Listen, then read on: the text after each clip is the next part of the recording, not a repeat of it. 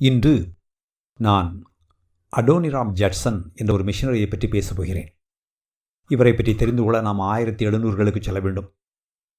சரி, இப்போது நாம் அமெரிக்காவுக்கு போவோம். அடோனிராம் ஜட்சன் 1788இல் அமெரிக்காவில் மாசச்சூசெட்ஸ் என்ற இடத்தில் பிறந்தார். அவருடைய குடும்பம் ஒரு கிறிஸ்தவ குடும்பம். அவருடைய அப்பா ஒரு பாஸ்டர், மிக கண்டிப்பானவர். அவருடைய பெற்றோர் அவருக்கு கிறிஸ்தவ கோட்பாடுகளை சொல்லி வளர்த்தார்கள். அவர் இளம் வயதிலேயே அதிபுத்திசாலித்தனமானவர், ஒரு மேதாவி என்று சொல்லக்கூடிய அளவுக்கு புத்திசாலி. ஒருமுறை அவருடைய அப்பா 2 வாரங்கள் வீட்டை விட்டு வெளியே சென்றிருந்தார். அப்போது அவருடைய அம்மா, சரி இவனுக்கு வாசிக்க கற்றுக் கொடுக்கலாமே என்று நினைத்து வாசிக்க சொல்லிக் கொடுக்க ஆரம்பித்தார். 2 வாரங்களில் அவர் சரளமாக வாசிக்க கற்றுக்கொண்டார். 2 வாரங்கள் கழித்து வீடு திரும்பிய அப்பாவுக்கு 3 வயதே ஆன அடோனிராம் வேதாகமத்திலிருந்து ஒரு முழு அதிகாரத்தை வாசித்து காண்பித்தான். அவர் பள்ளி படிப்பை வெகு வேகமாக முடித்து விட்டார். எல்லா மாணவர்களையும் போல அவர் எல்லா வகுப்புகளிலும் படிக்கவில்லை. அவர் ஒவ்வொரு வகுப்பிலும் படிக்கவில்லை. அவருடைய புத்திசாலித்தனத்தினால் அவர் முதல் வகுப்பிலிருந்து 3ஆம் வகுப்பு, 3ஆம் வகுப்பிலிருந்து 5ஆம் வகுப்பு என தாவி தாவி சென்றார். 16 வயதிலேயே அவர் பல்கலைக்கழகத்தில் நுழைந்து விட்டார். பல்கலைக்கழகத்திலும் அவர் இப்படி தாண்டி தாண்டித்தான் சென்றார். படிப்பில் முதல் மாணவன், பல விருதுகளை பெற்றார். ஆனால் பல்கலைக்கழகத்தில் படித்த காலத்தில் அவரை சுற்றியிருந்த நண்பர்களால் அவர் மிகவும் பாதிக்கப்பட்டார். அப்படிப்பட்ட நண்பர்களில் குறிப்பிடத்தக்கவன் ஜேக்கப் ஈம்ஸ். இவன் இயற்கையே கடவுள் என்ற கொள்கையுடையவன். அந்த நாட்களில் இந்த கொள்கை மிகவும் பிரபலமாக இருந்தது. அன்று அது ஒரு புதிய வழி என்றும் முற்போக்கான சிந்தனை என்றும் கருதப்பட்டது. அவர்கள் நவீன சிந்தனையாளர்கள் என்று கருதப்பட்டார்கள். அவர்கள் தங்கள் தத்துவத்தை நம்பினார்கள். இந்த கொள்கையுடையவர்கள் கிறிஸ்தவத்தை எதிர்த்தார்கள். கிறிஸ்தவமும் பிற மதங்களும் இயற்கையின் ஒழுங்கை கெடுத்துவிட்டன என்று அவர்கள் நினைத்தார்கள். ஜேக்கப் ஈம்ஸ் இதில் தீவிரமாக இருந்தான். அவனும் நல்ல அறிவாளி, அதிநவீன சிந்தனையாளன். எனவே அவனும் அடோனிராமும் நல்ல நண்பர்களாக மாறினார்கள். அவனுடைய தாக்கம் அடோனிராமில் அதிகமாக இருந்தது. அவர்கள் இருவரும் கிறிஸ்தவத்துக்கு எதிரான கருத்துக்களில் ஒருவரை ஒருவர் முண்டியடித்துக் கொண்டு வளர்ந்தார்கள்.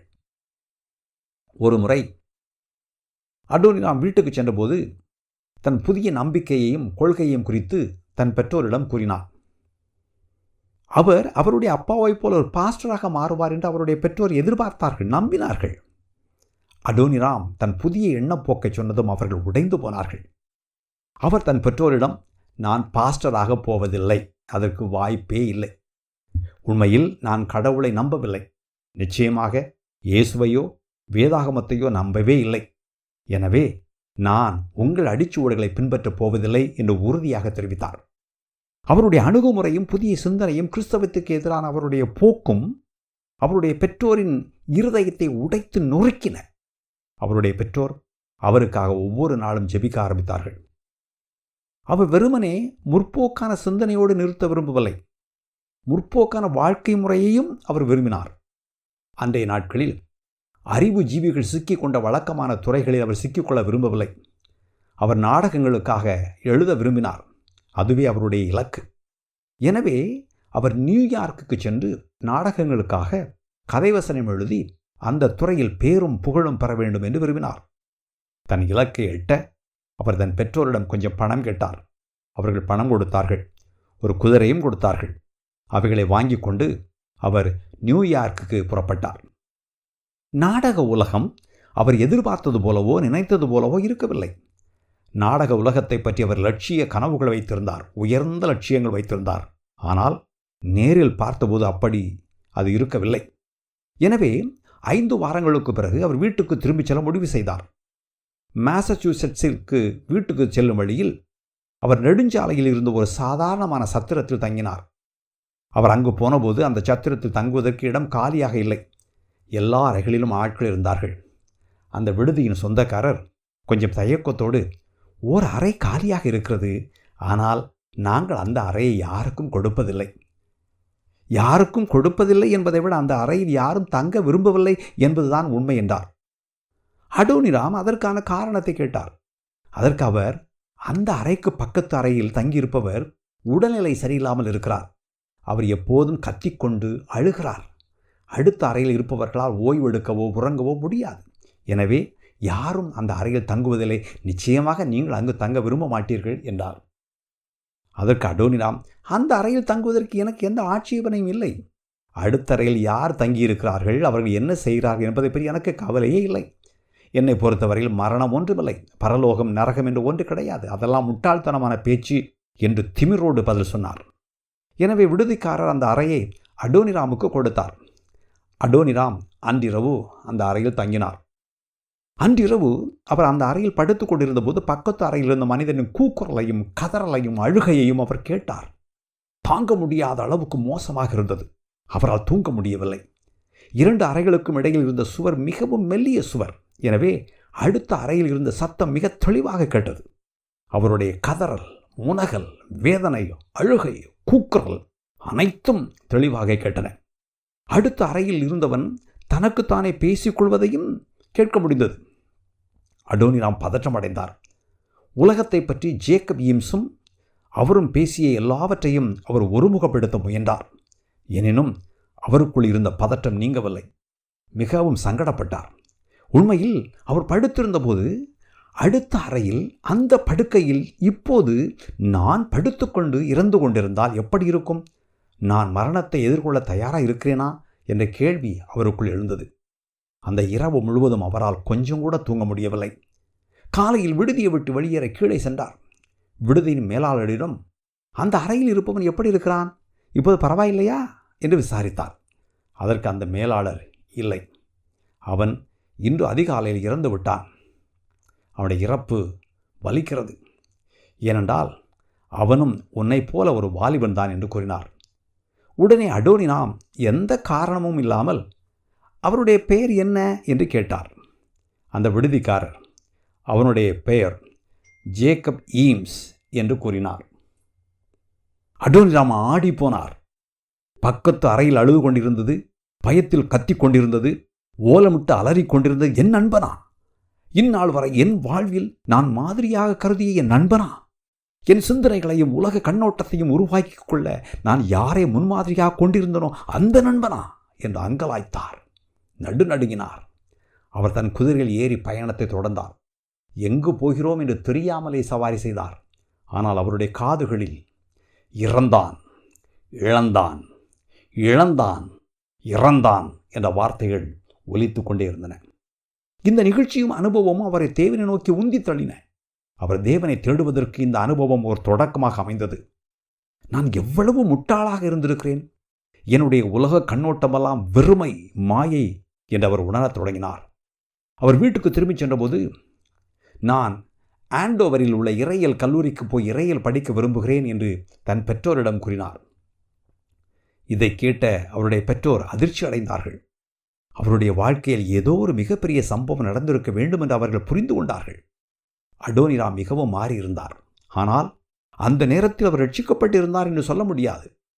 இறையியல் கல்லூரியில் சேர்ந்து படிக்க ஆரம்பித்த கொஞ்ச நாட்களில் அவர் உண்மையிலேயே ரட்சிக்கப்பட்டார். ஆண்டோவரில் இறையியல் கல்லூரியில் படித்துக் கொண்டிருந்த காலத்தில் நற்செய்தி அறிவிப்பதற்காக வெளிநாடுகளுக்கு மிஷனரியாக செல்வதை பற்றியும், பிற இடங்களுக்கு செல்வதை பற்றியும், தொலைதூர நாடுகளுக்கு செல்வதை பற்றியும் அவர் சிந்திக்க தொடங்கினார். ஒரு பிரிட்டிஷ் இராணுவ அதிகாரி பர்மாவை பற்றி எழுதியிருந்த சில தகவல்கள் அவருக்கு கிடைத்தன. இன்று மியான்மர் என்று அழைக்கப்படுவது அன்று பர்மா என்று அழைக்கப்பட்டது. அந்த காலகட்டத்தில் பர்மாவை பற்றி யாருக்கும் ஒன்றும் தெரியாது. மேலும் 1800களில் நற்செய்தி அறிவிக்க வெளிநாடுகளுக்கு செல்வது, குறிப்பாக மிஷனரியாக தொலைதூர நாடுகளுக்கு செல்வது என்பது அசாதாரணமான ஒரு காரியம். அதுவரை அமெரிக்காவிலிருந்து யாரும் வெளிநாடுகளுக்கு மிஷனரியாக செல்லவில்லை. மிஷனரிகளை அனுப்புவதற்கு அதுவரை அமெரிக்காவில் மிஷன் அமைப்பு போன்ற எதுவும் இருந்ததில்லை. அடோனிராமும் வேறு சில மாணவர்களும் சேர்ந்து நற்செய்தி அறிவிப்பதற்காக வெளிநாடுகளுக்கு மிஷனரிகளை அனுப்புவதற்கும் அவர்களுக்கு உதவுவதற்கும் நிதி சேர்க்க முயன்றார்கள். பல்கலைக்கழகத்திலேயே இதற்கான முயற்சிகளை எடுத்தார்கள். பர்மாவுக்கு செல்ல வேண்டும் என்ற பலமான உணர்வு அடோனிராமுக்குள் எழுந்தது. ஆனால் பர்மாவை பற்றி அன்று யாருக்கும் எதுவும் தெரியாது. ஓர் இராணுவ அதிகாரி எழுதியிருந்த சில குறிப்புகளை தவிர பர்மாவை பற்றிய எந்த தகவலும் எங்கும் கிடைக்கவில்லை. அவருடைய வருங்கால மனைவி ஆன் ஹசல்டான் ஒரு சமூகவாதி. அவருடைய குடும்பம் பெரிய குடும்பம். அவர்கள் வாழ்ந்த வீடு மிகப்பெரிய வீடு, வசதியான குடும்பம். அவர் கடைசி மகள். விருந்துகளுக்கும் கேளிக்கைகளுக்கும் பலர் அவளை விரும்பி அழைத்தார்கள். அவள் பிறரிடம் மிகவும் சகஜமாக பழகக்கூடியவர். எனவே மக்கள் அவளை மிகவும் விரும்பினார்கள். அந்த நாட்களில் எல்லோரையும் போல் அவர்களும் ஆலயத்துக்கு போய் வந்தார்கள், ஆராதனைகளில் கலந்து கொண்டார்கள். ஆனுக்கு சுமார் 16 வயது இருக்கும். அப்போது ஒரு புதிய போதகர் வந்தார். அவர் வந்த பிறகுதான் அவர் தன் வாழ்க்கையில் முதல் முறையாக தன் விசுவாசத்தை பற்றி சிந்திக்க ஆரம்பித்தார். இந்த புதிய ஆசிரியர் ஞாயிற்றுக்கிழமை பள்ளியில் மட்டுமல்ல, வேறு பல இடங்களிலும் பேசினார். அந்த சபையில் ஒரு பெரிய எழுப்புதல் ஏற்பட்டது. உண்மையில் ஆனின் குடும்பத்தார் அனைவரும் தங்கள் வாழ்நாள் முழுவதும் ஆலயத்துக்கு சென்று வந்தபோதும் ஆராதனைகளில் கலந்து கொண்டபோதும் அவர்கள் யாரும் ரட்சிக்கப்படவில்லை என்பதை உணர்ந்தார்கள். ஆனால் இப்போது அவர்கள் அனைவரும் ரட்சிக்கப்பட்டார்கள். ரட்சிக்கப்பட்டவுடன் தன்னிடம் தேவனுக்கு பிரியமில்லாத மோசமான பழக்கங்கள் நிறைய இருப்பதை அவள் உணர்ந்தாள். அவளுடைய அந்த இளம் வயதில் கிறிஸ்தவளாக வாழ்வதில் அவளுக்கு நிறைய போராட்டங்கள் இருந்தன. எனினும் அவள் கிறிஸ்துவுக்குள் வளர்ந்தாள். தான் இதுவரை மிகவும் அற்பமான வாழ்க்கை வாழ்ந்திருப்பதை அவள் உணர்ந்தாள். ஏனென்றால் அதுவரை அவளுடைய எண்ணங்கள் எல்லாம் எப்படி இருந்தன தெரியுமா? அடுத்த நிகழ்ச்சிக்கு போகும்போது எந்த தொப்பியை அணிய வேண்டும், தலைமுடியை எப்படி அலங்கரிக்க வேண்டும், என்ன உடை உடுத்த வேண்டும், என்ன பொருட்கள் வாங்க வேண்டும், அடுத்த நிகழ்ச்சி எங்கே, அடுத்த விருந்து எங்கே என்பவை போன்ற காரியங்களை சிந்திப்பதில்தான் அவள் தன் நேரத்தை செலவிட்டாள். வேறு காரியங்களை பற்றி அவள் சிந்திக்கவே இல்லை. எனவே ரட்சிக்கப்பட்ட பின் அவள் தன் வாழ்க்கையை மாற்றிக்கொள்ள மிகவும் சிரமப்பட்டாள். தான் முன்பு செய்த தகாத செயல்களை இனி செய்யப் போவதில்லை என்றும் இனிமேல் வித்தியாசமாக இருக்கப் போவதாகவும் தீர்மானித்தாள். ஆனால் அவள் தீர்மானத்தின்படி நடக்க முடியவில்லை. அவள் தோற்று போனாள். மாம்ச சிந்தை தேவனுக்கு விரோதமான பகை என்ற வசனத்தை புரிந்து கொண்டதாக அவள் தன் நாட்குறிப்பில் எழுதி வைத்திருந்தாள். ரட்சிக்கப்பட்ட பிறகு அவள் தன் வாழ்க்கையை பற்றி மிகவும் வித்தியாசமாக சிந்திக்க ஆரம்பித்தாள். அவள் தன் வாழ்க்கையை வீணாக்க விரும்பவில்லை. எனவே அவள் ஒரு ஆசிரியராக முடிவு செய்தாள். அந்த வகையில் குறைந்தபட்சம் மற்றவர்களுக்கு உதவ முடியும் என்று அவள் நினைத்தாள். அவளுடைய நாட்குறிப்பை வாசிக்கும்போது அவள் எவ்வளவு வேகமாக வளர்ந்து கொண்டிருந்தாள் என்று புரிந்து கொள்ள முடிகிறது. கிறிஸ்தவர்கள் எந்த அளவுக்கு அதிகமாக கிருபையை அனுபவிக்கிறார்களோ அந்த அளவுக்கு அவர்கள் பரிசுத்தத்திற்கும் பாவத்திற்கும் இடையே உள்ள வித்தியாசத்தை புரிந்து கொள்வார்கள் என்று அவள் தன் 17வது வயதில் தன் நாளேட்டில் எழுதினாள். ஆன் குடும்பத்தார் விருந்தோம்பல் செய்வதில் மிகவும் ஆர்வமுடையவர்கள், பேர் பெற்றவர்கள். அவர்கள் கொடுத்த விருந்தோம்பலில் ஒரு நாள் அடோனிராம் கலந்து கொண்டார். ஆனும் அடோனிராமும் அப்போதுதான் ஒருவரை ஒருவர் முதன்முறையாக சந்தித்தார்கள். அப்போது அவருக்கு வயது 22, ஆனுக்கு வயது 21. அவர்கள் தங்கள் சந்திப்பின் போது விசுவாசத்துக்கு எடுத்த காரியங்களை பற்றி பேசத் தொடங்கினார்கள். அந்த நாட்களில் நற்செய்தி அறிவிக்க தொலைதூர நாடுகளுக்கு மிஷனரியாக செல்வது என்பது யாரும் எண்ணி பார்க்காத ஒன்று. அப்படியிருந்தும் அடோனிராம் தான் ஒரு மிஷனரியாக செல்லவிருப்பதை சொன்னபோது ஆன் அதை புரிந்து கொண்டாள். அவருடைய பாரத்தை அவள் பகிர்ந்து கொண்டாள்.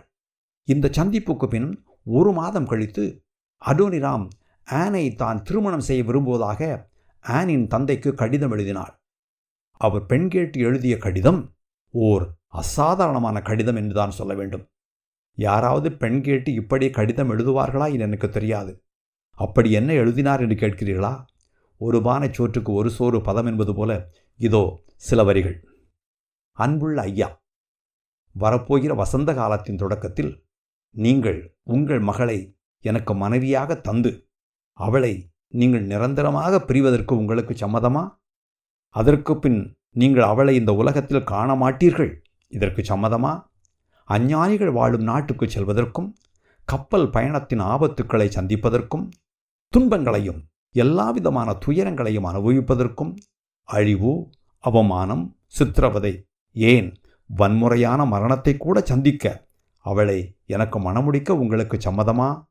அழிந்து கொண்டிருக்கும் ஆத்துமாக்களின் பொருட்டு பரலோகத்தை விட்டு இந்த உலகத்துக்கு வந்து உங்களுக்காகவும் அவளுக்காகவும் எனக்காகவும் மரித்த இயேசுவின் பொருட்டு, அழிவில்லாத ஆத்துமாக்களின் பொருட்டு, சியோனின் பொருட்டு, தேவனுடைய மகிமையின் பொருட்டு நீங்கள் இதற்கு சம்மதிக்கிறீர்களா?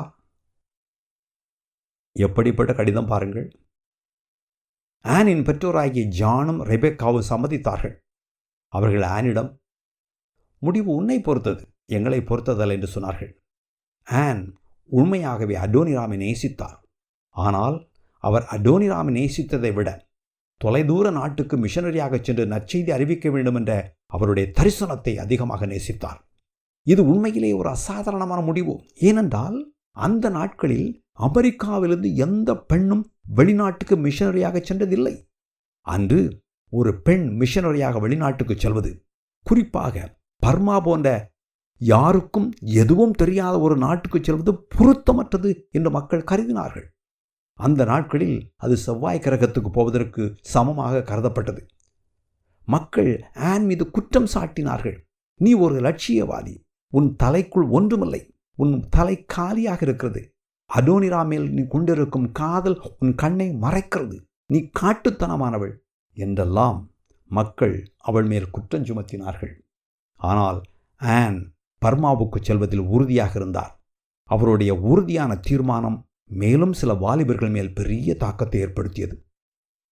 1712 ஆனும் அடோனிராமும் திருமணம் செய்து கொண்டார்கள். திருமணமாகி ஒரு சில நாட்களில் அவர்கள் இருவரும் எல்லாருக்கும் ஒரு உணர்ச்சி பூர்வமான பிரியாவிடை சொல்லிவிட்டு தங்கள் பயணத்தை தொடங்கினார்கள். 5 ஆண்களும் 3 பெண்களும் அமெரிக்காவிலிருந்து மிஷனரிகளாக கிளம்பினார்கள். முதலில் இந்தியாவுக்கு சென்று பின்பு அங்கிருந்து அவர்கள் வெவ்வேறு நாடுகளுக்கு செல்வது என்று தீர்மானித்திருந்தார்கள். எல்லாரிடமும் விடைபெற்று செல்வது அவர்களுக்கு மிக கடினமாக இருந்தது. தேனிலவுக்கு செல்ல வேண்டியவர்கள் மிஷனரிகளாக சென்றார்கள். அவள் தன் குடும்பத்தை நினைத்து அடிக்கடி அழுதாள். இனி தன் குடும்பத்தை ஒருபோதும் பார்க்க போவதில்லை என்ற எண்ணம் அவளை வாட்டியது. தன் வாழ்க்கை எப்படி இருக்கப் போகிறது என்று அவளுக்கு தெரியாது. பர்மாவில் கால் வைப்போமா வைக்க மாட்டோமா என்று கூட அவளுக்கு தெரியாது. அங்கு அரசாங்கம் எப்படி இருக்கும் என்று தெரியாது. தாங்கள் போகப் போகிற நாட்டை பற்றி எதுவும் தெரியாது. எங்கே போகப் போகிறோம், போய் சேருவோமா சேர மாட்டோமா என்று கூட தெரியாது. ஆனால் அவர்கள் தேவனுடைய இறையாண்மையை நம்பினார்கள். தேவனை முற்றிலும் விசுவாசித்தார்கள். 1800களில் பர்மா மிகவும் வளமான நாடாக இருந்தது. மிகவும் வளமான நாடு என்று சொல்ல முடியாவிட்டாலும் அதன் அருகிலிருந்த வேறு பல நாடுகளோடு ஒப்பிடுகையில் வளமான நாடுதான். அந்த நாடு புத்த நாடு. ஒருவன் பர்மியனாக இருக்க வேண்டுமானால் அவன் புத்த மதத்தைச் சேர்ந்தவனாக இருக்க வேண்டும். அங்கு யாரும் வேறு எந்த மதத்திற்கும் மாற முடியாது. அதற்கு அனுமதி இல்லை. ஒரு சில வெளிநாட்டினர் மட்டுமே அதுவரை பர்மாவுக்கு வந்திருந்தார்கள் அல்லது பர்மா வழியாக சென்றிருந்தார்கள். பர்மாவுக்கு வந்த சில வெளிநாட்டினர் கொல்லப்பட்டார்கள். அங்கே வில்லியம் கேரியின் மகனான ஃபெலிக்ஸ் கேரி என்ற ஒரு மிஷனரி இருந்தார். அவர் 1807 வந்தார். வில்லியம் கேரி இந்தியாவில் இருந்தார். அங்கிருந்து தான் நற்செய்தி பணியை செய்து கொண்டிருந்தார். எனவே மிகச்சிலரே பர்மாவுக்குள் சென்றிருந்தார்கள். அடோனிராமும் ஆனும் பர்மாவுக்கு செல்ல வேண்டாம் என்று வில்லியம் கேரி கடுமையாக அறிவுறுத்தினார். நீங்கள் அங்கு போவது மிகவும் ஆபத்தானது. அவர்கள் காட்டுமிராண்டித்தனமானவர்கள். அவர்கள் வெளிநாட்டுக்காரர்களை மிக கேவலமாக நடத்துவார்கள். அங்கு இருக்கும் அரசன் பயங்கரமான ஊழல் பேர்வழி. பிறரை பயங்கரமாக சித்திரவதை செய்வார்கள். அவர்கள் கொடுக்கும் மரண தண்டனை கூட மிக கொடூரமாக இருக்கும் என்று அவர்கள் எடுத்துரைத்தார்கள். ஆனால் அடோனிராமும் ஆனும் தேவன் தங்களை பர்மாவுக்கு அழைக்கிறார் என்று உறுதியாக உணர்ந்தார்கள். அவர்கள் திட்டமிட்டபடியே கப்பல் பயணம் ஆரம்பித்தது. முதலாவது அவர்கள் இந்தியாவுக்கு சென்றார்கள். அங்கு நான் ஏற்கனவே சொன்னது போல அவர்கள் வில்லியம் கேரியை சந்தித்து அவருடைய சிறிது காலம் தங்கினார்கள். அந்த நாட்களில் இன்று நாம் பயணிப்பது போல வேகமாக பயணிக்க முடியாது. ஒரு இடத்திலிருந்து இன்னொரு இடத்துக்கு செல்ல வேண்டுமானால் கப்பலுக்காக பல மாதங்கள் காத்திருக்க வேண்டும். எனவே அடுத்த கப்பலுக்காக அவர்கள் இந்தியாவில் கொஞ்ச காலம் காத்திருந்தார்கள். கடைசியாக கப்பல் கிடைத்தது. இந்தியாவிலிருந்து பர்மாவுக்கு பயணம் தொடர்ந்தது. கப்பல் பயணம் அவ்வளவு இனிமையாக இருக்கவில்லை. அந்த நேரத்தில் ஆன் கர்ப்பமாக இருந்தார். கப்பல் பயணத்தின் போது அவருக்கு குழந்தை பிறந்தது. ஆனால் பிறந்த குழந்தை இறந்து பிறந்தது. ஆன் மிகவும் நோய்வாய்ப்பட்டார். ஆனுக்கு உதவி செய்ய அவர்கள் ஒரு பெண்ணை வேலைக்கு அமர்த்தியிருந்தார்கள். ஆனால் அந்த பெண் அவருடைய கப்பல் பயணத்தின் ஆரம்பத்திலேயே இறந்து விட்டார். இந்த கடினமான அனுபவங்களோடு தான் அவர்கள் பர்மாவுக்குள் நுழைந்தார்கள். அவர்கள் தங்கூனுக்கு வந்து சேர்ந்தார்கள். அந்த இடத்தை பார்த்து அவர்கள் அதிர்ச்சி அடைந்தார்கள். அவர்கள் தங்கப் போகிற வீடு மூங்கில்களால் கட்டப்பட்டிருந்தது. வீடு தரையில் இல்லை, மாறாக மூங்கில்களில் தொங்கிக் கொண்டிருந்தது. ஏனென்றால் அந்த இடத்தில் அடிக்கடி வெள்ளம் வருவதுண்டு. வெள்ளத்தில் வீடு மூழ்கிவிடாதவாறு வீட்டை தூக்கி கட்டியிருந்தார்கள். மக்கள் வீட்டு கழிவுகளை கீழே தரையில் வீசிவிடுவார்கள். எனவே கீழே எல்லா இடங்களிலும் எலிகள் ஓடிக்கொண்டிருந்தன. கழிவுப் பொருட்கள் மேல் ஈக்களும் எறும்புகளும் மேய்ந்து கொண்டிருந்தன. கழிவுநீர் ஓடுவதற்கு எந்த வடிகாலும் கிடையாது, எங்கும் துர்நாற்றம். அடோனிராம் வெளியே பார்த்தபோது நகரத்தின் மையத்தில் இருந்த புத்த கோயிலான தங்க பகோடா பிரம்மாண்டமாக தெரிந்தது. இது புத்தரின் 8 முடிகளில் கட்டப்பட்டதாக கருதப்பட்டது. அடோனிராம் இதை பார்த்தபோது, என் குரலை விட வல்லமையான ஒரு குரல், ஒரு மெல்லிய அமர்ந்த குரல் இந்த ஆதிக்கத்தின் சுவடுகளை வெகு சீக்கிரத்தில் துடைத்தழித்துவிடும். இயேசு கிறிஸ்துவின் சபைகள் விரைவில் இந்த சிலை வழிபாட்டின் நினைவு சின்னங்களை அகற்றிவிடும் என்று நினைத்தார். ஆன் இன்னும் உடல்நிலை சரியில்லாமல் மிகவும் பலவீனமாகத்தான் இருந்தார்.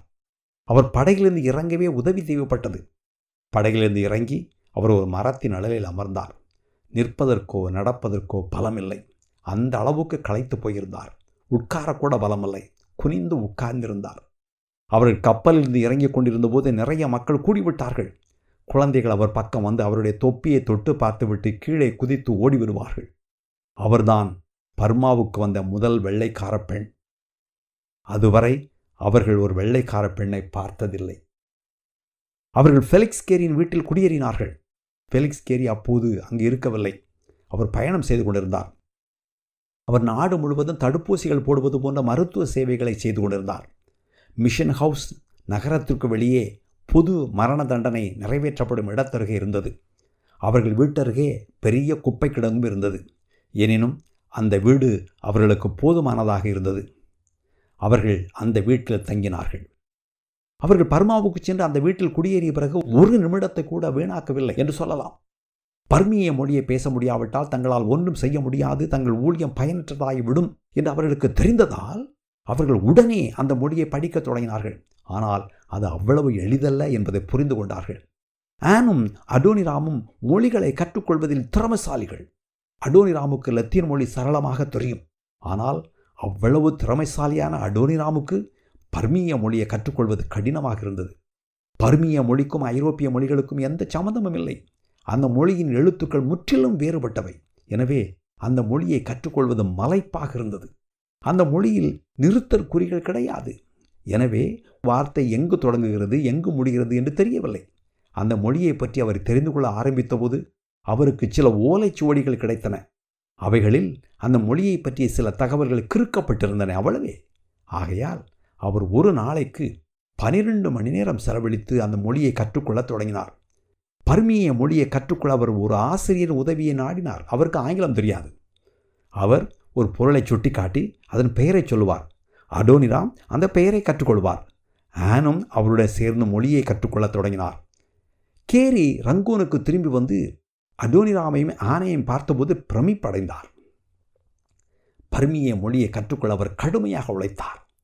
அவருடைய உடல்நலம் பாதிக்கப்படும் அளவுக்கு அவர் பிரயாசப்பட்டார். 6 மாதங்களில் அவர் மொழியை நன்கு புரிந்து கொண்டார். ஃபெலிக்ஸ் கேரியால் அதை நம்ப முடியவில்லை. ஃபெலிக்ஸ் கேரி அவருடைய வாழ்க்கையில் பல சிரமங்களை சந்தித்தார். அவருடைய மனைவியும் 2 குழந்தைகளும் ஒரு படகு விபத்தில் இறந்தார்கள். அவர் தன் பெரும்பாலான எல்லா உடைமைகளையும் இழந்தார். இந்த அசம்பாவிதங்களால் அவர் கடுமையான மன அழுத்தத்திற்கு ஆளானார். இவைகளால் அவர் உடைந்து போனார் என்று கூட சொல்லலாம். எனவே அவர் நாட்டை விட்டு வெளியேறினார்.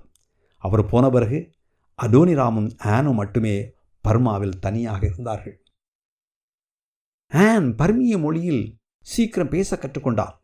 அவருடைய வீட்டில் வேலை செய்த பணிப்பெண்களுடன் பழகியதால் அவர் சீக்கிரத்தில் மொழியை பேச ஆரம்பித்தார். அடோனிராம் அந்த மொழியின் இலக்கணத்தையும் இலக்கியத்தையும் முறையாக கற்றுக்கொள்வதில் ஈடுபட்டிருந்தார். கடுமையாக உழைத்தார். அவர் புத்த மதத்தின் நூல்களையும் படித்தார். 2 ஆண்டுகளில் அவர்கள் இருவரும் பர்மிய மொழியில் தேறினார்கள். பர்மாவுக்கு நற்செய்தி அறிவிக்க வேண்டிய மிகப்பெரிய பொறுப்பு தங்களுக்கு இருப்பதாக அடோனிராமும் ஆனும் உணர்ந்தார்கள். அதுவரை அந்த நாட்டில் ஒரு கிறிஸ்தவன் கூட இல்லை. அந்த நாட்டை பொறுத்தவரையில் அந்த நாட்டு மக்களிடம் நற்செய்தியை குறித்த அலட்சிய போக்குதான் இருந்தது, உதாசீனம். மக்கள் அவர்களிடம் எங்கள் மதம் எங்களுக்கு நல்லது, உங்கள் மதம் உங்களுக்கு நல்லது, எங்கள் மதத்தை நாங்கள் வைத்துக் கொள்கிறோம், உங்கள் மதத்தை நீங்கள் வைத்துக் கொள்ளுங்கள் என்று கூறினார்கள். எனவே முழு வேதாகமத்தையும் முதலாவது புதிய ஏற்பாட்டை பர்மிய மொழியில் மொழிபெயர்க்க வேண்டும் என்று அவர் நினைத்தார். மக்கள் தங்க சொந்த மொழியில் தேவனுடைய வார்த்தையை வாசிக்க வேண்டும். அதுவே அன்றைய அவசரமான தேவை என்றும் அவர் உணர்ந்தார். அது அடுத்த தலைமுறை மிஷனரிகளுக்கு பேருதவியாக இருக்கும் என்று அவர் நம்பினார். பர்மாவுக்கு வந்து 2.5 ஆண்டுகளுக்கு பின்பு 1815 ஆண்டில் ஆன் ஆரோக்கியமான ஒரு ஆண் குழந்தையை பெற்றெடுத்தார். அது அவர்களுக்கு மிகுந்த மகிழ்ச்சியை கொடுத்தது. அதுவரை தனியாக இருந்த அவர்களுக்கு இப்போது ஒரு புதிய வரவு தாங்கள் ஒரு குடும்பம் என்ற உணர்வை தந்தது. மேலும் அவர்கள் பர்மாவுக்கு வந்து 2.5 ஆண்டுகளுக்கு பிறகு அமெரிக்காவிலிருந்து முதல் கடிதம் வந்தது. அந்த நாட்களில் தகவல் தொடர்பு அப்படித்தான் இருந்தது. அந்த நாட்டின் காலநிலை, மொழியை படிப்பதற்கு கடினமான உழைப்பு, உள்ளூர் மக்களை சந்திக்க தொடர்ந்து பயணம் போன்ற கடுமையான பிரயாசத்தினால் அவர்கள் இருவரும் நோய்வாய்ப்பட்டார்கள். அவருடைய குழந்தையும் நோய்வாய்ப்பட்டது. குழந்தைக்கு காய்ச்சல் வந்தது. குணமாகவில்லை. குழந்தை இறந்தது. அந்த நாட்களில் நுண்ணுயிர் எதிர்ப்புக்கான மருந்து மாத்திரைகள் இருக்கவில்லை. 8 மாதத்தில் குழந்தை இறந்தது. அவர்கள் இருவரும் உடைந்து போனார்கள். கடுமையாக பாதிக்கப்பட்டார்கள்.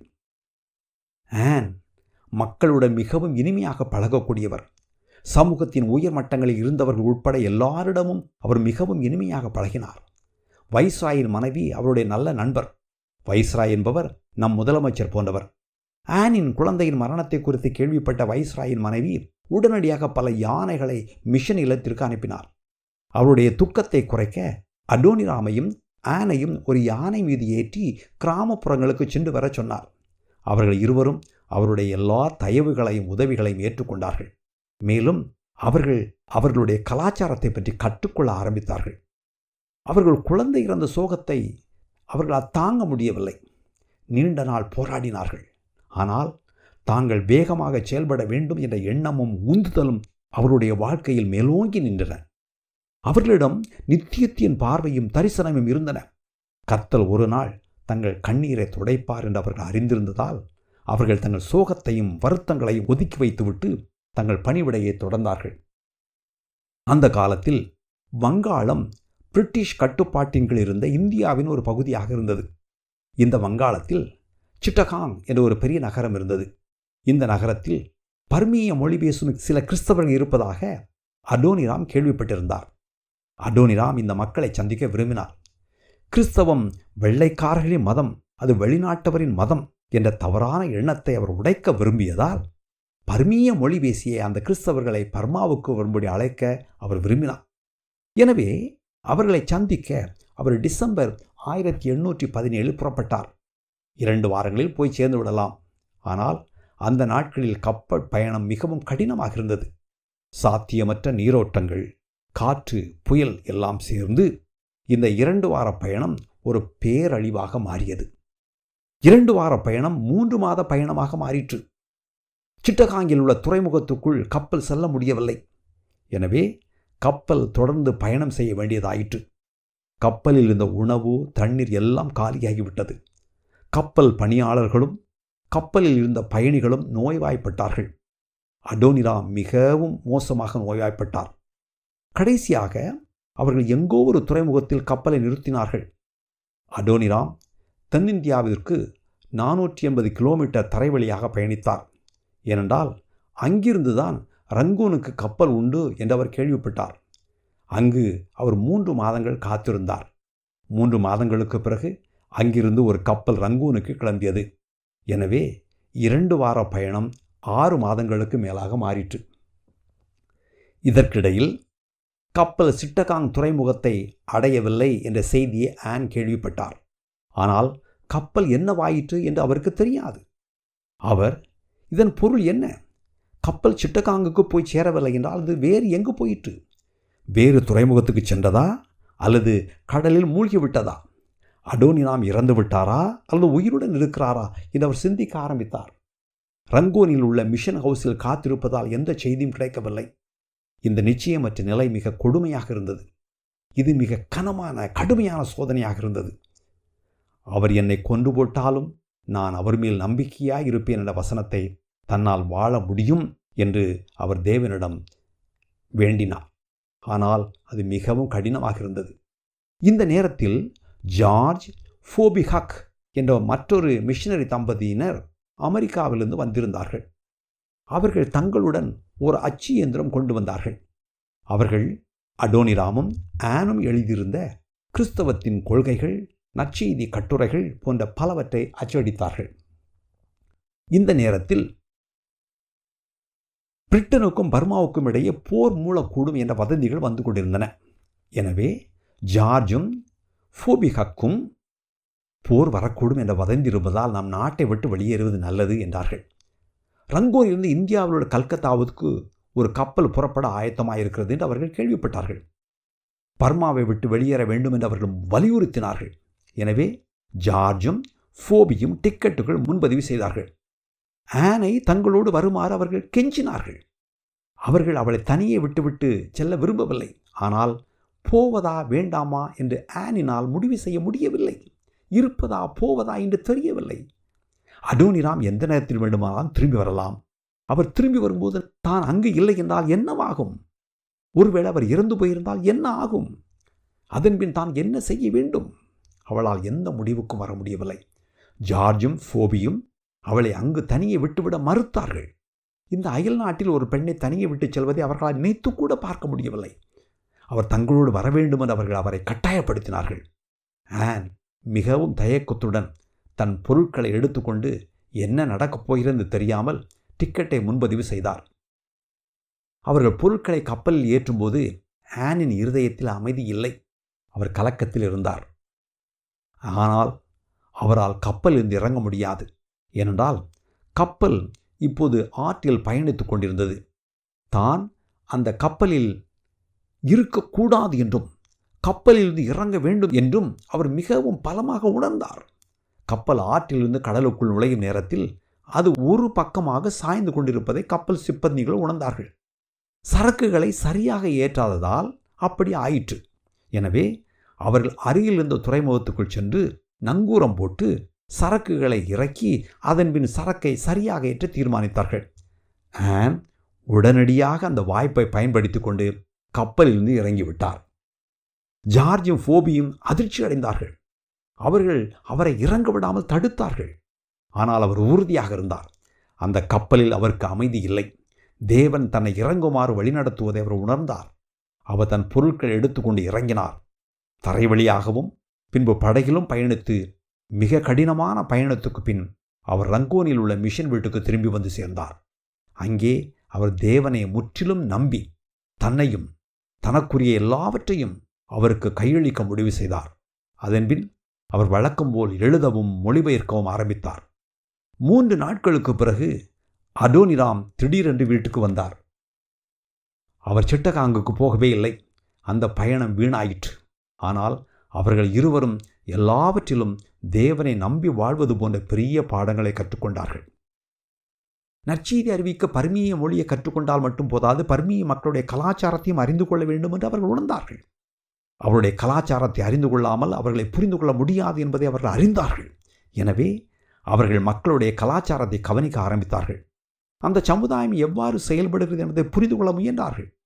புத்த மதத்தில் காரியங்கள் எப்படி நிறுவப்பட்டிருக்கின்றன என்றும் புத்த மத போதகர்களை மக்கள் எப்படி அணுகுகிறார்கள் என்றும் அவர்கள் கவனித்த போது ஜயாத் என்று அழைக்கப்படும் சிறிய இடங்கள் நாடு முழுவதும் பரவி கிடப்பதை அவர்கள் கண்டார்கள். இவை பெரும்பாலும் பிரதான வீதிகளில் இருந்தன. மக்கள் புத்த மதத்தை பற்றிய போதனைகளை தெரிந்து கொள்ள பெரிய கோவிலுக்கு செல்ல வேண்டிய அவசியமில்லை. அவர்கள் இந்த சாலையோர குடிசைகளுக்கு சென்றால் போதும். இந்த குடிசையின் முன்புறத்தில் மக்கள் உட்காரலாம். இது எப்போதும் திறந்திருக்கும். பயணிகள் நிழலுக்கு அங்கு ஒதுங்கி தேநீர் அருந்தலாம். புத்த மத போதகர்களும் அங்கு இருப்பார்கள். மக்கள் அங்கு வந்து உட்கார்ந்து பேசுவார்கள். அடோனிராமா அப்படியே செய்ய முடிவு செய்தார். அவர் நகரத்திலிருந்து பெரிய பொற்கோவிலான பகோடா வரை செல்லும் பிரதான சாலையான பகோடா சாலையில் ஒரு குடிசையை கட்டினார். அந்த குடிசையின் முற்பகுதி திறந்த வெளியாக இருந்தது. அவர் நாள் முழுவதும் அங்கே உட்கார்ந்து அங்கு வந்த மக்களை வரவேற்று அவர்களோடு பேசினார். ஆன் அந்த குடிசையின் பின்புறத்தின் மூடிய பகுதியில் உட்கார்ந்து அங்கு வந்த பெண்களை அழைத்து கொண்டு போய் அவர்களோடு இயேசு கிறிஸ்துவை பற்றி பேசினார். இது மிகவும் வெற்றியடைந்தது. ஏனென்றால் மக்களுக்கு இது மிகவும் பரிச்சயமான ஒன்று. விரைவில் அடோனிராம் ஒரு போதகர் என்று மக்கள் அறிந்து கொண்டார்கள். ஏப்ரல் 30, 1719 அவர்கள் பர்மாவுக்கு வந்து 6 ஆண்டுகளுக்கு பிறகு ஒரு நபர் அந்த ஜயாத்தில் நின்று அடோனிராம் பேசுவதை கேட்டார். அவருடைய பெயர் மவுங் நாவ். இவர்தான் கிறிஸ்தவராக மாறிய முதல் பர்மியர். அவர் கிறிஸ்தவனாக மாறியதற்கு எந்த விதமான உள்நோக்கமும் இருக்க முடியாது. தான் ஒரு கிறிஸ்தவனாக மாறினால் நிச்சயமாக சித்திரவதைக்குள்ளாக நேரிடும் என்று அவருக்கு தெரியும். அடோனிராமும் ஆனும் மிகுந்த மகிழ்ச்சி அடைந்தார்கள். 6 வருட கடின உழைப்பு, தொடர்ந்து மக்களை சந்தித்தல், மக்களுடன் பேசுதல், எழுதுதல் ஆகியவர்களுக்கு இப்போது பலன் கிடைத்தது. கர்த்தர் வேலை செய்து கொண்டிருந்தார். இந்த வாலிபன் வேத வசனங்களை ஆழமாக தேட ஆரம்பித்தான். மத்தேயு 5, 6, 7 அதிகாரங்களாகிய மலைப்பிரசங்கத்தை முதலாக வாசிக்க கேட்டபோது அவனுடைய உடல் நடுங்கியதாம். இந்த போதனை மிகவும் வித்தியாசமானது என்று அவன் கூறினான். புத்த மதத்தின் மூலம் உலகை பற்றி அவனுடைய பார்வையிலிருந்து இது முற்றிலும் வேறுபட்டது என்று அறிந்தான். ஒரு சில வாரங்களிலேயே அவன் ஞானஸ்தானம் பெற்றான். இப்போது 3 பேர் கொண்ட இந்த சிறிய சபை முதலாக உட்கார்ந்து அப்பம் பிட்டார்கள். முன்னணி புத்தமத போதகர்கள் உட்பட அதிகமான மக்கள் ஜயாத்துக்கு வர ஆரம்பித்தார்கள். இது அங்கிருந்த அரசு அதிகாரிகளின் கவனத்துக்கு வந்தது. அங்கு என்ன நடக்கிறது என்று தெரிந்து கொள்ள அதிகாரிகள் அங்கு வந்தார்கள். அங்கு நடப்பதை தெரிந்து கொண்ட அதிகாரிகள் அடோனிராமிடம் லஞ்சம் கேட்டார்கள். அவரிடமிருந்து பணம் பறிப்பதிலேயே அதிகாரிகள் குறியாக இருந்தார்கள். அது ஒரு வகையான துன்புறுத்தல். மேலும் கிறிஸ்தவர்கள் சித்திரவதை செய்யப்படுகிறார்கள் என்ற வதந்திகள் பரவின. கிறிஸ்தவனாக மாறினால் சித்திரவதை செய்யப்படுவார்கள், கொல்லப்படுவார்கள் என்று பயமுறுத்தப்பட்டார்கள். வெளிநாட்டவருடன் தங்களை இணைத்துக் கொள்பவர்களுக்கு தக்க தண்டனை கிடைக்கும் என்று பயமுறுத்தினார்கள். இப்படிப்பட்ட சிக்கல்களினால் அடோனிராமின் ஜயாத்துக்கு இப்போது வரக்கூடிய நபர்கள் யாரும் வரவில்லை. பார்வையாளர்கள் குறைந்து விட்டார்கள். ஆனாலும் இதற்கு முன்பே வேறு 2 பேர் ஞானஸ்தானம் பெற்றார்கள். இப்போது பர்மாவில் 3 கிறிஸ்தவர்கள் மட்டுமே இருந்தார்கள். நிலைமை மிகவும் மோசமாகிவிட்டது. எல்லா பக்கங்களிலிருந்தும் பயமுறுத்தல்கள் வந்து கொண்டிருந்தன. எனவே அடோனிராம் கொஞ்சம் ஆபத்தான ஒன்றை செய்ய முடிவு செய்தார். அவர் அந்த நாட்டின் அரசருடன் பேச விரும்பினார். அரசன் நற்செய்தியை ஆர்வமாக கேட்டால் நற்செய்தியை அறிவிக்க நாட்டில் பெரிய வழி திறக்கும் என்று அவர் நினைத்தார். ஆகவே அடோனிராமும் ஜேம்ஸ் கோல்மன் என்ற மற்றொரு மிஷனரியும் மவுனாவும் அரசனை சந்திக்க 500 கிலோமீட்டர் தூரம் பயணம் செய்து அவாவுக்கு சென்றார்கள். அரசனுக்கு கொடுக்க அவர்கள் பர்மிய மொழியில் பல்வேறு துண்டு பிரசங்களை கொண்டு சென்றார்கள். ஆனால் அரசன் அவர்கள் சொன்னதை கேட்டு அவர்கள் கொடுத்த துண்டு பிரசங்களை வாங்கி தரையில் வீசி எறிந்தான். பர்மாவின் குடிமக்கள் எவரும் வெளிநாட்டு மதத்திற்கு மாற அனுமதிக்கப்பட மாட்டார்கள் என்று ஒரு ஆணை பிறப்பித்தான். அவர்கள் பாதுகாப்பாக வெளியேற்றப்பட்டார்கள். அவர்கள் ரங்கூனுக்கு திரும்பி வந்தார்கள். அந்த நேரத்தில் 3 பர்மிய கிறிஸ்தவர்கள் மட்டுமே இருந்தார்கள். அவர்களை சந்தித்து, இது மிக கடினமான நேரம். இப்போது நாம் வேறு எங்காவது செல்வதுதான் நல்லது. ஏனென்றால் நாம் இங்கு இருந்தால் பயமுறுத்தல்கள் தொடர்ந்து வந்து கொண்டே இருக்கும். இங்கு இனிமேல் மக்கள் நாம் சொல்வதை கேட்க மாட்டார்கள் என்று சொன்னார்கள். அடோனிராமை அங்கேயே தங்குமாறு இந்த புதிய விசுவாசிகள் கெஞ்சினார்கள். அவர்கள் இப்போதுதான் தங்கள் கிறிஸ்தவ பயணத்தை தொடங்கியிருந்தார்கள். விசுவாசத்தில் இன்னும் குழந்தைகளே. அவருடைய உற்றார், உறவினர், நண்பர், அண்டை, அயலகத்தார் என பலர் இயேசுவை பற்றி தெரிந்து கொள்ள விரும்பினார்கள். ஆனால் பகிரங்கமாக அதை வெளியே சொல்ல மிகவும் பயந்தார்கள் என்று அவர்களுக்கு தெரியும். வெந்த முன்னில் வேல் பாய்ச்சுவது போல அடோனிராமும் ஆனும் காலரா நோயினால் பாதிக்கப்பட்டார்கள். மேலும் அந்த நாட்டுக்கே உரித்தான வேறு பல நோய்களினாலும் பாதிக்கப்பட்டார்கள். அந்த நாட்களில் கடலில் பயணம் செய்து உப்பு காற்றை சுவாசித்தால் கடுமையான நோய்கள் குணமாகும் என்று மக்கள் நம்பினார்கள். ஆனின் நிலைமை நாளுக்கு நாள் மோசமானதே அல்லாமல் முன்னேறவில்லை. அவர் மிகவும் உடல்நிலை சரியில்லாமல் இருந்தார். மிகவும் பலவீனமானார், நோய்வாய்ப்பட்டார். ஆகவே உரிய சிகிச்சை பெற அவர் அமெரிக்காவுக்கு செல்வதே சரி என்று அவர்கள் உணர்ந்தார்கள். ஏனென்றால் எந்த சிகிச்சையும் இல்லாமல் அவர் தொடர்ந்து பர்மாவில் இருந்தால் மரணம் வருவது நிச்சயம் என்று தெரிந்தது. ஆனால் கப்பல் பயணம் கடினமாக இருக்கும். மேலும் அடோனிராமை தனியாக விட்டுச் செல்வதும் கடினம். கடல் பயணம் தன்னை குணமாக்கும் என்று நம்பி ஆன் அமெரிக்காவுக்கு பயணம் செய்தார். மேலும் அமெரிக்கா சென்றபின் அங்கு கிடைக்கும் மருத்துவ வசதிகள் தனக்கு முழுமையான சுகத்தை தரும் என்றும் ஆரோக்கியத்தோடும் பலத்தோடும் மீண்டும் பர்மாவுக்கு திரும்ப முடியும் என்றும் அவர் நினைத்தார். ஆனால் கடல் பயணத்தில் அவருடைய உடல்நிலையில் எந்த முன்னேற்றமும் ஏற்படவில்லை. அவர் முதலாவது இங்கிலாந்து செல்ல வேண்டியிருந்தது. பின்னர் இங்கிலாந்திலிருந்து அமெரிக்காவுக்கு பயணத்தை தொடர வேண்டியிருந்தது. எனவே அது மிகவும் நீண்ட பயணமாயிற்று. அவர் இங்கிலாந்துக்கு வந்தபோதும் அவருடைய உடல்நிலை மிகவும் பலவீனமாகவும் மோசமாகவும் இருந்தது. அவருடைய குடும்பத்தினரும் நண்பர்களும் அவரை நன்றாக கவனித்தார்கள். மக்கள் அவரை பற்றியும் அடோனிராமை பற்றியும் அவர்கள் பர்மாவில் ஊழியம் செய்வதை பற்றியும் கேள்விப்பட்டிருந்தார்கள். எல்லாரும் அவருக்கு உதவவும் தங்களாலான எல்லாவற்றையும் செய்யவும் முயன்றனர். ஆனால் அந்த நாட்களில் மிகச் சிறந்தது என்று அவர்கள் நினைத்தது கூட அவருக்கு உதவவில்லை. அந்த நாட்களில் அவர்கள் சில நீல நிற மாத்திரைகளை கொடுத்தார்கள். அதில் பாதரசம் இருந்தது. பாதரசம் மிகவும் நச்சுத்தன்மை வாய்ந்தது என்றும் அது சோர்வை உண்டாக்கும், மூளைக்கு தீங்கு விளைவிக்கும் என்றும் இன்று நமக்கு தெரியும். மேலும் உடலில் எங்கு நோய் பாதித்திருக்கிறது என்று அவர்கள் நினைத்தார்களோ அந்த இடத்தில் நரம்பை கீறி அதிலிருந்து இரத்தத்தை வெளியேற்றினார்கள். அதனால் நோய் குணமாகிவிடும் என்று அவர் நம்பினார்கள். எனினும் ஆனின் உடல்நிலையில் எந்த முன்னேற்றமும் ஏற்படவில்லை. இப்படி இருந்தபோதும் அவர் கொஞ்சம் ஓய்வெடுத்தார். அது அவருக்கு உதவியாக இருந்தது. உடல்நிலை சரியில்லாத போதும் அவர் சும்மா இருக்கவில்லை. அவர் தொடர்ந்து எழுதி கொண்டே இருந்தார். அவர் இந்த நேரத்தில் பர்மாவில் நற்செய்தியின் நாளேடு என்ற தலைப்பில் எழுதினார். நாட்டை பற்றியும் கலாச்சாரத்தை பற்றியும் மக்களை பற்றியும் அவர்கள் அங்கு செய்து கொண்டிருந்த வேலையை பற்றியும் அவர் எழுதினார். அந்த சிறிய நாளேடு மிகவும் உதவியாக இருந்தது. உண்மையில் இது பலருக்கு மிகவும் உத்வேகம் அளித்தது. இது இங்கிலாந்திலும் அமெரிக்காவிலும் விநியோகிக்கப்பட்டது. மேலும் தென்கிழக்கு ஆசிய நாடுகளுக்கு நற்செய்தி அறிவிக்கச் செல்லலாம் என்ற எண்ணத்தை இது பலருக்கு ஏற்படுத்தியது. இந்த பயணம் ஆனுக்கு நல்ல சுகத்தை கொடுக்கும் என்று எதிர்பார்த்தார்கள். அதற்காகவே அவர் இந்த பயணத்தை மேற்கொண்டார். ஆனால் அவர் நல்ல சுகம் பெறவில்லை. ஆனாலும் அவர்கள் அங்கு என்ன செய்கிறார்கள் என்பதை குறித்த ஒரு விழிப்புணர்வை அது ஏற்படுத்தியது. இதற்கிடையில் ஆன் இல்லாதது அடோனிராமுக்கு பேரிழப்பாக இருந்தது. ஆனிடமிருந்து இப்போதைக்கு கடிதம் வரப்போவதில்லை என்று அவருக்கு தெரியும். அந்த நாட்களில் மக்கள் எளிதாக தொடர்பு கொள்ள முடியவில்லை. அதற்கு எந்த வழியும் இல்லை. ஆன் கடிதம் எழுதினாலும் கூட அந்த கடிதம் வந்து சேர பல வருடங்கள் ஆகும். ஆன் அமெரிக்காவுக்கு போன பிறகு, ஆன் என்னை விட்டு அமெரிக்காவுக்கு போனது என் வலது கண்ணை பிடுங்கியது போலவும் எனது வலது கையை வெட்டி விட்டது போலவும் இருக்கிறது என்று அடோனிராம் தன் நண்பர் ஒருவருக்கு கடிதம் எழுதினார். ஆன் திரும்பி வருவார். தாங்கள் இருவரும் எங்காவது சேர்ந்து சென்று அமைதியாக வாழலாம் என்று அவர் கனவு கண்டார். ஆனால் இந்த கனவு பலிக்காது என்றும் அவருக்கு தெரியும். கொஞ்ச காலமே இந்த பூமியில் வாழப்போகிறோம். பர்மிய மக்கள் ஒவ்வொரு நாளும் நித்தியமாக அழிந்து கொண்டு இருக்கிறார்கள். எனவே அவர் தங்கள் மகிழ்ச்சியை, தேவனுடைய அரசை விரிவுபடுத்துவதற்காக பலியாக்க வேண்டும் என்று அவர் அறிந்திருந்தார். அவருக்கு தெரியும். 2 ஆண்டுகளுக்கு பிறகு ஆன் ரங்கூனுக்கு திரும்பி வந்தார். இருவரும் மிகவும் சந்தோஷப்பட்டார்கள்.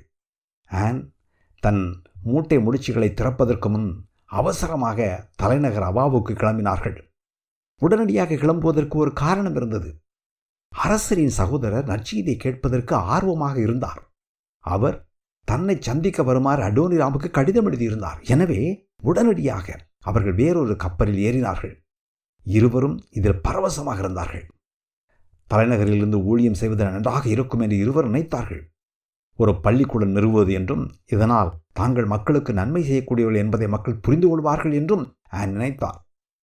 ஆனால் இது மிகவும் ஒரு ஆபத்தான செயல். இது ஒரு புத்திசாலித்தனமான முடிவு அல்ல என்று பலர் கூறினார்கள்.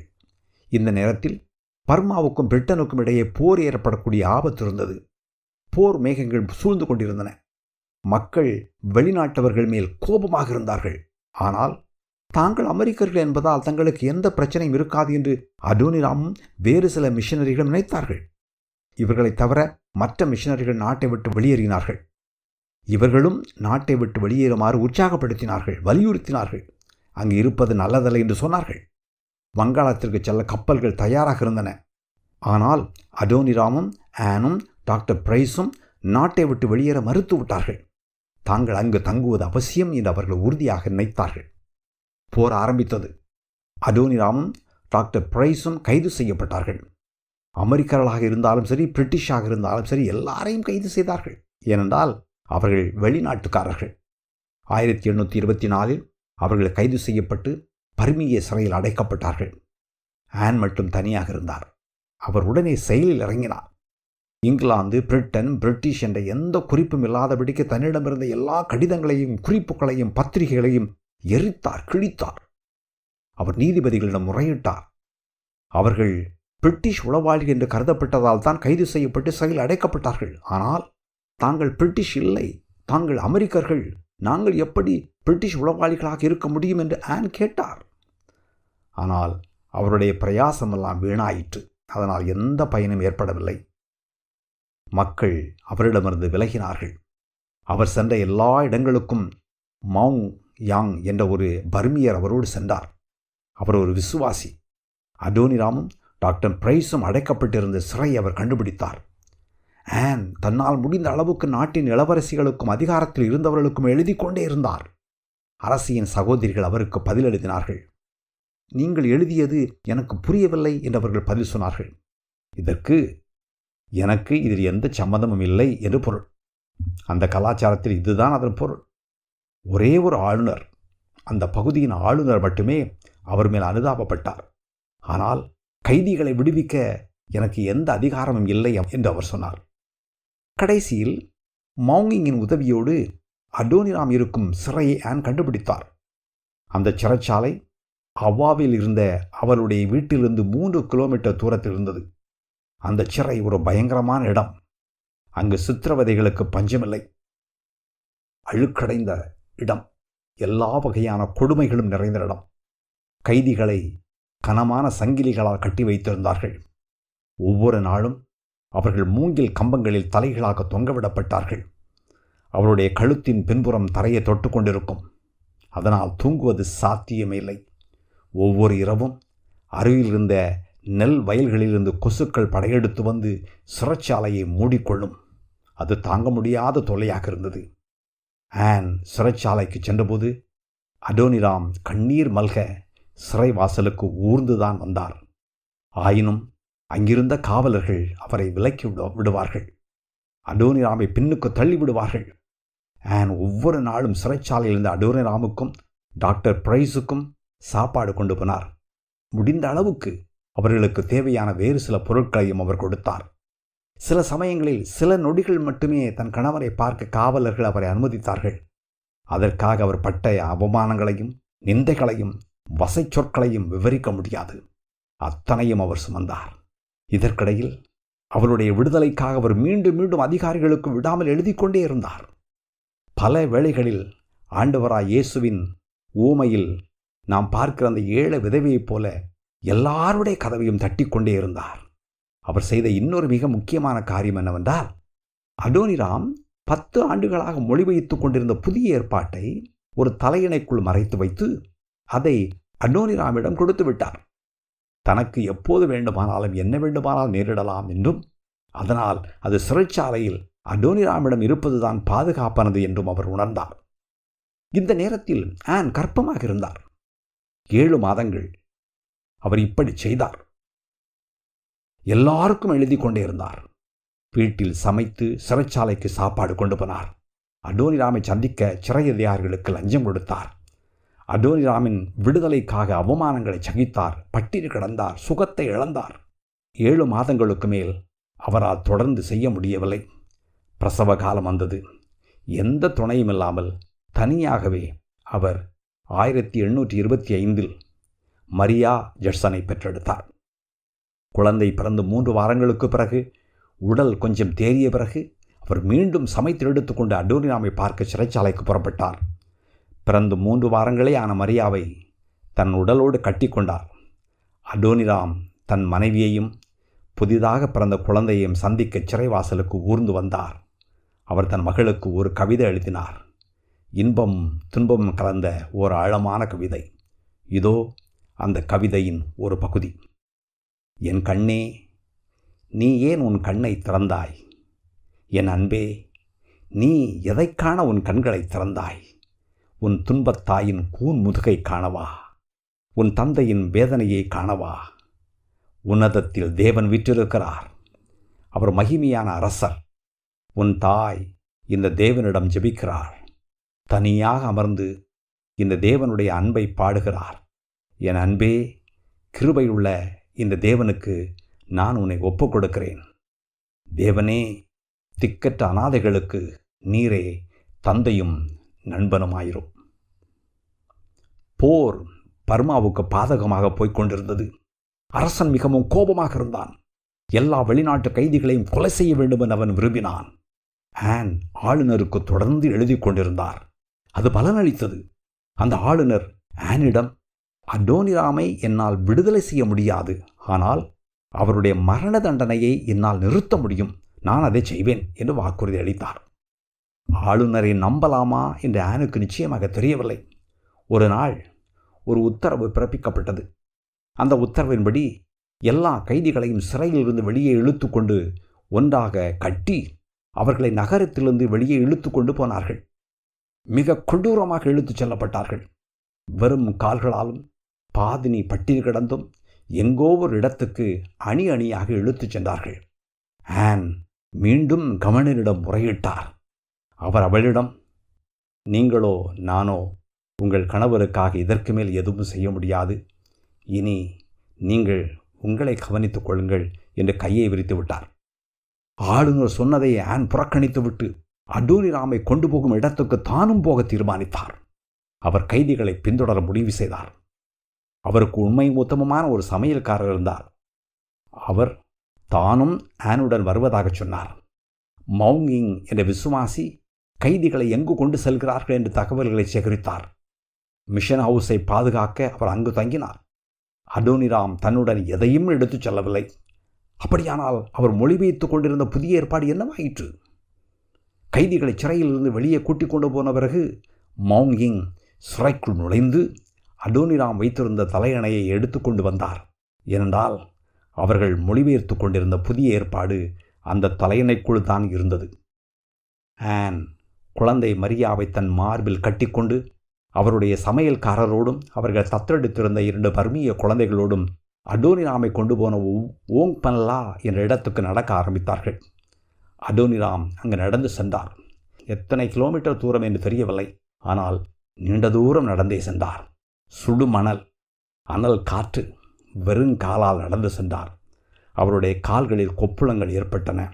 தாங்க முடியாத வலி, வேதனை எல்லாவற்றையும் முடிவுக்கு கொண்டு வர அவர் ஆசைப்பட்டதால் தன் வாழ்க்கையை முடித்து கொள்ளலாமா என்று கூட சிந்திக்க ஆரம்பித்தார். சாலையின் ஓரத்திலிருந்த ஆற்றில் குதித்து விடலாமா என்ற எண்ணம் எழுந்தது. அவ்வளவு கடினமாக இருந்தது. ஆனால் அவர் இந்த சோதனையிலிருந்து விடுபட்டு தன்னை குறித்த தேவனுடைய நோக்கம் பர்மாவில் இன்னும் முடியவில்லை என்பதை உணர்ந்தார். தான் வாழ வேண்டும் என்று கர்த்தர் விரும்பினால் வாழ்ந்துதான் ஆக வேண்டும் என்று புரிந்து கொண்டார். அந்த பயணத்தில் பல கைதிகள் சோர்ந்து போய் செத்துப்போனார்கள். அவர்கள் கடைசியாக அந்த கிராமத்துக்கு வந்து சேர்ந்தார்கள். அங்கு சொல்லும் அளவுக்கு சிறை என்று ஒன்றும் இல்லை. 4 பக்கம் இருந்தது. அதற்கு கூரை கிடையாது. அவர்களை அதற்கு மேல் சங்கிலியால் கட்டி வைக்க தேவைப்படவில்லை. ஏனென்றால் அவர்கள் மிகவும் களைத்து போயிருந்தார்கள். அடோனிராமால் உட்காரக்கூட முடியவில்லை, நடக்க முடியவில்லை. அவர்களின் கால்கள் மிகவும் மோசமாக இருந்தன. உண்மையில் இதற்கு பின் அவர் தன் வாழ்நாள் முழுவதும் கொஞ்சம் நொண்டித்தான் நடந்தார். ஏனென்றால் இந்த பயணம் அவருக்கு நிரந்தரமான சேதத்தை ஏற்படுத்தியிருந்தது. அநேகமாக எல்லா கைதிகளின் நிலைமையும் இதுதான். ஆனும் அங்கு வந்து சேர்ந்தார். அவரை பார்த்ததும் அடோனிராம் மிகவும் அதிர்ச்சி அடைந்தார். அழுதார், அழுதார், அழுதார். ஆன் அங்கு வருவார் என்று அடோனிராம் கொஞ்சம் கூட எதிர்பார்க்கவில்லை. அவர் ஆனியிடம், நீ ஏன் இங்கு வந்தாய்? நீ எங்களை தொடர்ந்து வரமாட்டாய் என்று நினைத்தேன். நீ திரும்பி போய்விடு. உன்னால் இந்த இடத்தில் வாழ முடியாது என்று அவர் கதறினார். நிச்சயமாக அந்த இடம் அப்படிப்பட்ட இடம்தான். ஆனால் ஆன் அந்த கிராமத்தில் வாழ்ந்தார். ஒரு சிறிய அறை கிடைத்தது. அழுக்கு தரை, அதற்கு மேல் கொஞ்சம் வைக்கோல். ஆனும் அவரோடு இருந்த குழந்தைகளும் அந்த அறையில் தங்கினார்கள். அங்கும் அவர் ஒவ்வொரு நாளும் சமைத்து எடுத்துக்கொண்டு போய் அடோனிராமை சந்தித்தார். இந்த சிரமங்களினால் ஆன் மிகவும் பலவீனமானார். இதன் விளைவாக அவர் நோய்வாய்ப்பட்டார். தாய்ப்பால் வற்றி போயிற்று. குழந்தை மரியாள் அழுதாள். ஆனால் ஆனினால் எதுவும் செய்ய முடியவில்லை. அவரால் எழுந்திருக்கக்கூட முடியவில்லை. அடோனிராம் ஜெயிலரிடம் கெஞ்சினார். ஜெயிலுடைய இருதயம் கொஞ்சம் இளகிற்று. அடோனிராம் தன் குழந்தையை பிடித்துக்கொண்டு வீடு வீடாக ஊர்ந்து சென்று குழந்தைக்கு ஒரு துளி பால் கொடுக்கும்படி கெஞ்சினார். போர் முடிந்தது. போரில் பிரிட்டிஷ் வென்றது. பிரிட்டிஷ் அரசாங்கத்தோடு பேச்சுவார்த்தை நடத்த அப்போது பர்மிய இராணுவத்திற்கு ஒரு மொழிபெயர்ப்பாளர் தேவைப்பட்டார். அந்த வேலையை செய்ய ஒரே ஒருவர் மட்டுமே அங்கு இருந்தார். அவர் அடோனிராம் ஜட்சன். எனவே அதிகாரிகள் அடோனிராமை தேடி வந்தார்கள். பேச்சுவார்த்தைகளின் போது அவர் அவர்களுக்கு மொழிபெயர்க்க வேண்டும். சிறை அதிகாரிகள் இதை பணம் பறிப்பதற்கான ஒரு கடைசி வாய்ப்பாக கருதினார்கள். எனவே அவர்கள் ஆனை வெளியே புகவிட மறுத்தார்கள். அதற்கு ஆன், நான் இங்கு ஒரு கைதி இல்லை, நானே விரும்பி இங்கு தங்கியிருக்கிறேன், நீங்கள் என்னை இப்படி நடத்தக்கூடாது என்று சொன்னார். ஆனால் அவர்கள் அவர் சொன்னதை கேட்கவில்லை. எனவே சிறையை விட்டு வெளியேற ஆன் தன்னிடம் இருந்த உணவுப் பொருட்கள் உட்பட எல்லாவற்றையும் கொடுக்க வேண்டியிருந்தது. அடோனிராமை வேறொரு இடத்துக்கு கொண்டு போனார்கள். அங்கு அவர் பல்வேறு அரசாங்க அதிகாரிகளுடன் 6 வாரங்கள் தங்கியிருந்து அவர்களுக்காக மொழிபெயர்க்கும் வேலை செய்தார். அதன்பின் அனைத்து வெளிநாட்டினரும் முறையாக விடுவிக்கப்பட்டார்கள். இந்த விசாரணை கிட்டத்தட்ட 2 ஆண்டுகள் நீடித்தது. அவர்கள் இருவரும் தப்பிப்பிழைத்தது அதிசயமே. ஆனால் இருவரும் உடைந்து போனார்கள். எலும்பும் தோலுமாகிவிட்டார்கள். அவர்கள் பழைய ஆட்கள் இல்லை. அடையாளம் காண முடியாத அளவுக்கு அவர்கள் மாறிவிட்டார்கள். ஆன் நடந்த எல்லாவற்றையும் சிந்தித்து பார்த்தார். நாங்கள் செய்தது சரியா? எங்களை நாட்டை விட்டு வெளியேறுமாறு நண்பர்கள் சொன்னபோது வெளியேறியிருக்க வேண்டுமோ? பிடிவாதமாக தங்கியது தவறோ? நாங்கள் ஏன் அவருடைய ஆலோசனை கேட்கவில்லை?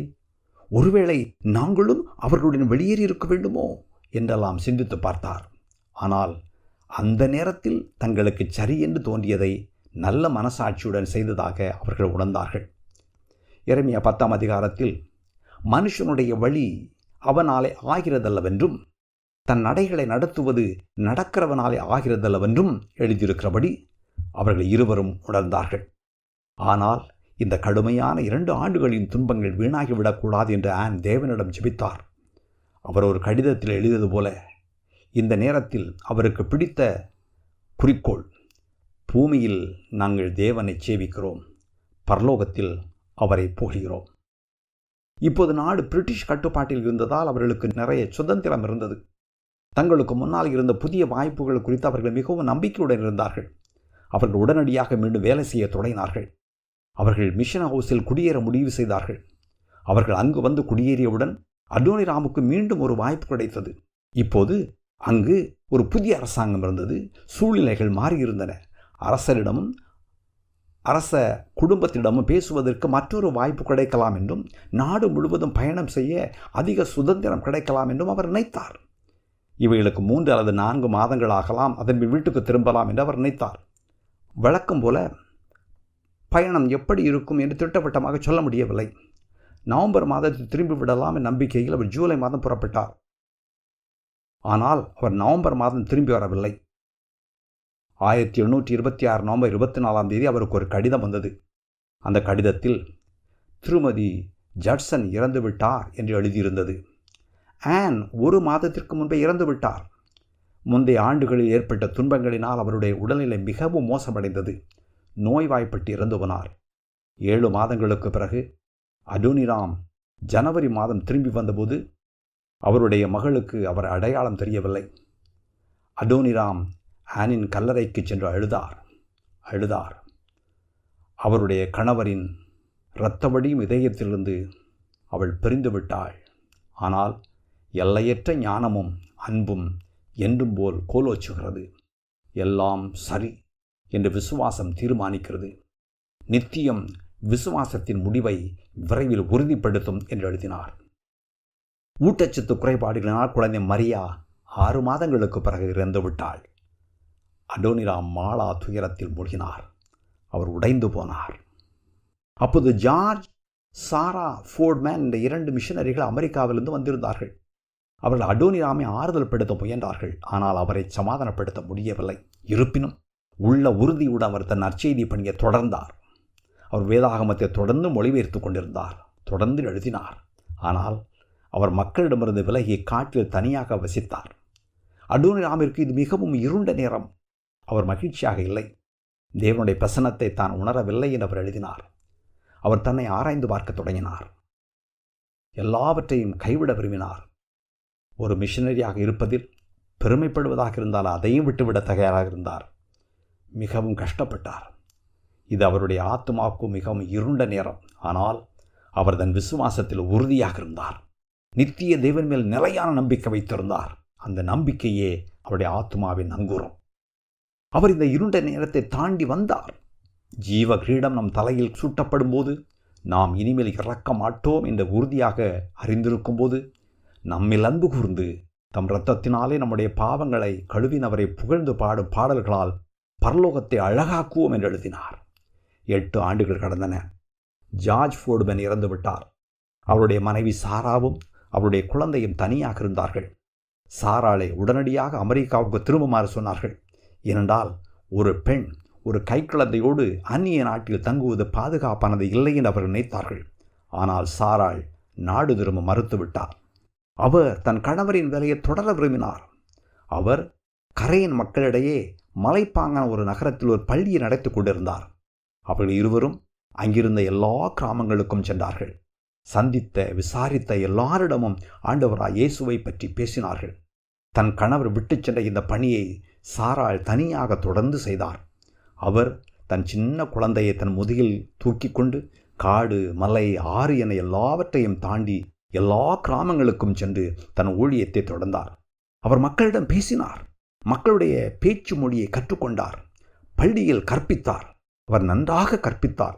எந்த அளவுக்கு அவர் நன்றாக கற்பித்தார் என்றால், பிற்காலத்தில் ஒரு பள்ளியை நிறுவுவதற்கு பாடம் கற்பிப்பதற்கு சாராள் ஃபோர்ட்மேன் முறை என்று ஒரு முறை உருவாக்கப்பட்டது. சாராள் 3 வருடங்கள் இவ்வாறு தனியாக ஊழியம் செய்தார். 3 வருடங்களுக்கு பிறகு அவரும் அடோனிராமும் ஒருவரை சந்தித்தபோது இருவரும் தங்களுடைய துக்கத்தை பகிர்ந்து கொண்டார்கள். அவர்கள் இருவருக்கும் ஊழியத்தையும் வாழ்க்கையும் குறித்த ஒரே தரிசனம் இருந்ததால் இருவரும் திருமணம் செய்து கொண்டார்கள். அவர்கள் பலதரப்பட்ட மக்களுக்கிடையே, குறிப்பாக பர்மாவின் தொலைதூர பகுதிகளில் உள்ள மக்களுக்கிடையேயும் கரையின் மக்களுக்கிடையேயும் பிற பழங்குடி மக்களுக்கிடையேயும் தங்கள் பணியை தொடர்ந்தார்கள். சாராளும் மரித்தார். அடோனிராம் மீண்டும் தனியாளானார். அடோனிராம் முழு வேதாகமத்தை மொழிபெயர்த்து முடித்தார். இந்த மொழிபெயர்ப்பு இன்றைக்கும் பயன்படுத்தப்படுகிறது. இது அவருடைய 21 வருடைய கடின உழைப்பின் பலன். அவர் இந்த மொழிபெயர்க்கும் பணியில் தன்னை ஊற்றினார். ஏனென்றால் மிக உன்னதமான தேவனின் வார்த்தையை, அந்த தேவனை பற்றிய வெளிப்பாட்டை அவருடைய சொந்த மொழியில் ஒரு முழு நாட்டுக்கும் கொடுக்கும் வேலை மிக கனமான வேலை என்று அவருக்கு தெரியும். அடோனிராம் பின்னர் மீண்டும் திருமணம் செய்தார். உண்மையில் அவருடைய மனைவி எமிலி தான் அவருடைய முழு கதையையும் பிறருக்கு தெரிவித்தார். ஏனென்றால் அடோனிராம் மக்களுக்கு முன் அபூர்வமாகவே பேசினார். குறிப்பாக அந்த 2 ஆண்டுகளின் பாடுகளை பற்றி அவர் பேசவே இல்லை. அந்த 2 ஆண்டுகளின் சித்திரவதை அவ்வளவு கொடுமையாக இருந்ததால் அந்த அதிர்ச்சியில் இருந்து அவர் மீளவே இல்லை என்று சொல்லலாம். அதை பற்றி அவரால் பேசக்கூட முடியவில்லை. அவர் ஒருமுறை அமெரிக்காவுக்கு சென்றிருந்தபோது அவர் தனக்கு ஏற்பட்ட அனுபவங்களை பற்றியும் பர்மாவில் என்னென்ன நடந்தன என்பதை பற்றியும் அவர் பேசுவார் என்று மக்கள் எதிர்பார்த்தார்கள். ஆனால் அவர் அதை பற்றி ஒன்றும் பேசவில்லை. மாறாக அவர் தேவனுடைய அன்பை பற்றி பேசினார். அடோனிராமின் உடல்நிலை மிகவும் மோசமாக இருந்தது. அவருக்கு வயதாகவில்லை. ஆனால் அவருடைய பிற்காலத்தில் அவரால் கிசு என்று தான் பேச முடிந்தது. அப்படி பேசும்போது கூட அவர் இரத்த வாந்தி எடுத்தார். பழுதடைந்த அவருடைய கால்கள் முழுமையாக குணமடையவில்லை.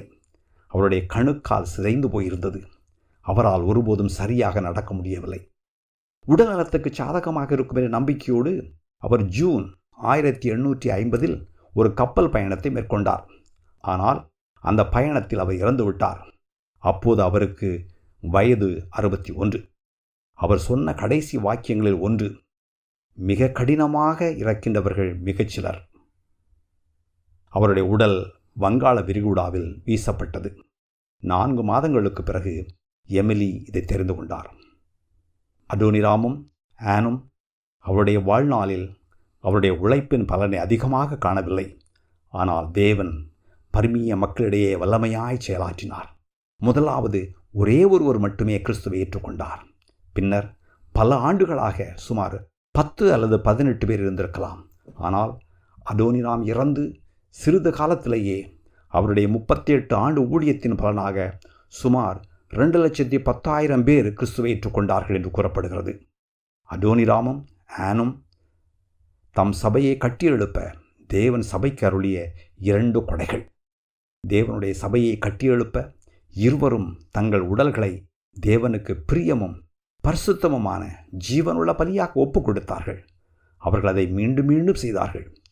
ஆன் எழுதிய மிக மிக எளிமையான ஆனால் வாழ கடினமான ஒரே ஒரு வாக்கியத்தோடு நான் முடிக்கப் போகிறேன். அவர் அதை வாழ்ந்தார்.